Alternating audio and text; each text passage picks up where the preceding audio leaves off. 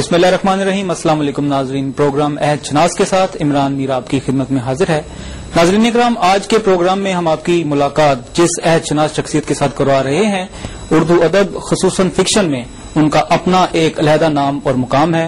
ہمارے ساتھ تشریف رکھتے ہیں اردو کے ممتاز ادیب جناب انتظار حسین صاحب۔ گزشتہ 60 برس کے دوران انتظار حسین صاحب کے افسانوں، ناولوں، تراجم، سفر ناموں اور ان کی دیگر تحریروں کی تقریباً 30 کتابیں منظر عام پر آ چکی ہیں۔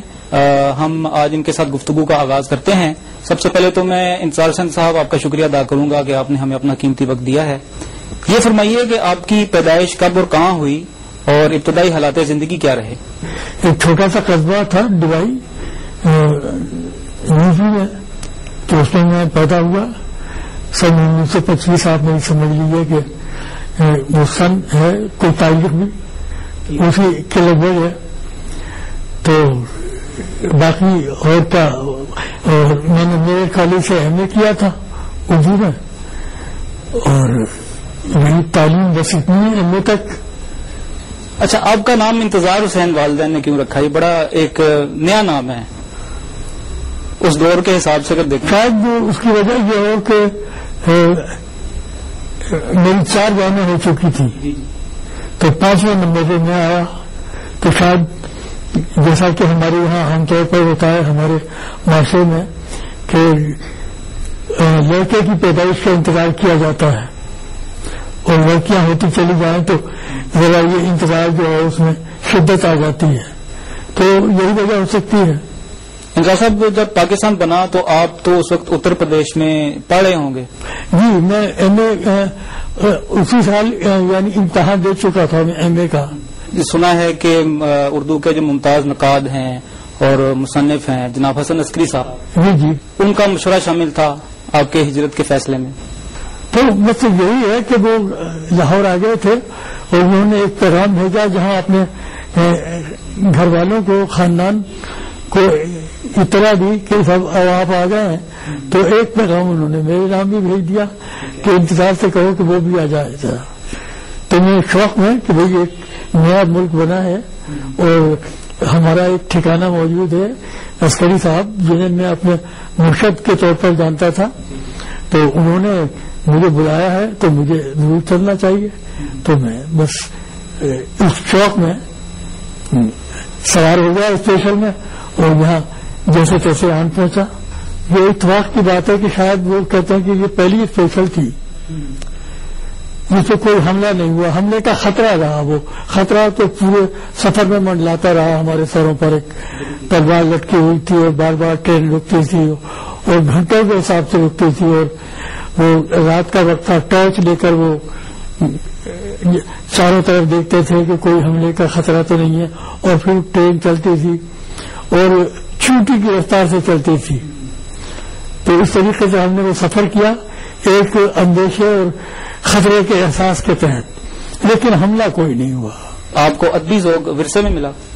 ورثے میں نہیں ملا، کیونکہ میرے خاندان میں شاید کوئی نہ، میرے والد کو ادب سے کوئی خاص دلچسپی تھی، انہیں مذہب سے تھی، ادب سے کوئی دلچسپی نہیں تھی، اور مجھے یاد نہیں آتا کہ میرے خاندان میں کوئی شاعر یا فکشن رائٹر گزرا ہو، ایسی بات بھی نہیں ہے۔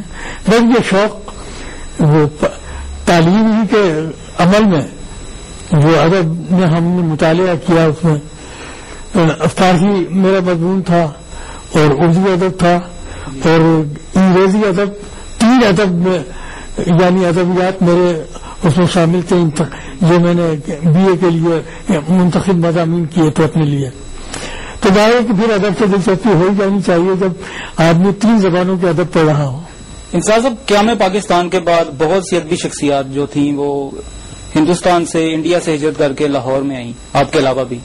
تو اس وقت کے لاہور کا، پاکستان کا کوئی ادبی منظر آپ کے ذہن میں ہو، ہمیں بتائیے گا۔ وہ جو ہندوستان سے لوگ آ رہے تھے ان قافلوں میں کوئی نہ کوئی شاعر بھی ہوتا تھا۔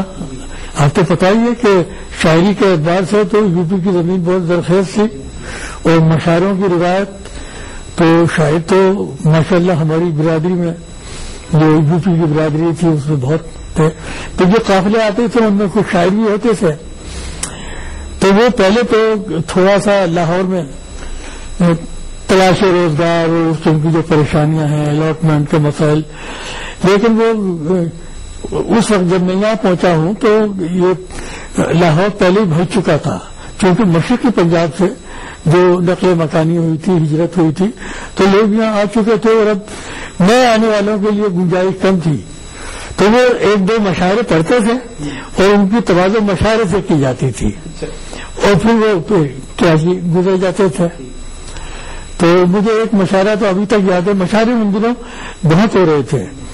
ایک گورنمنٹ کالج میں ایک مشاعرہ تھا، بخاری صاحب، ایس بخاری صاحب اس کی صدارت کر رہے تھے اور انہوں نے اعلان کیا کہ ایک بہت اہم شاعر یو پی سے آیا ہوا ہے اور میں ابھی آپ کا تعارف کراؤں گا.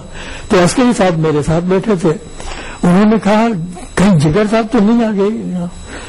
تو میں نے کہا جوش صاحب بھی ہو سکتے ہیں. کہا ہاں، کیونکہ جس انداز میں وہ اعلان کر رہے تھے بخاری صاحب تو لگتا تھا کہ کوئی بہت ہی اہم شاعر ہے جو. تو جب انہوں نے کہا کہ یہ نظر امروزی صاحب ہیں تو عسکری صاحب نے کہا لگا کہ اپنا یہ نظر امروزی بخاری صاحب نے بہت تکلیف کیا اس کے سلسلے میں.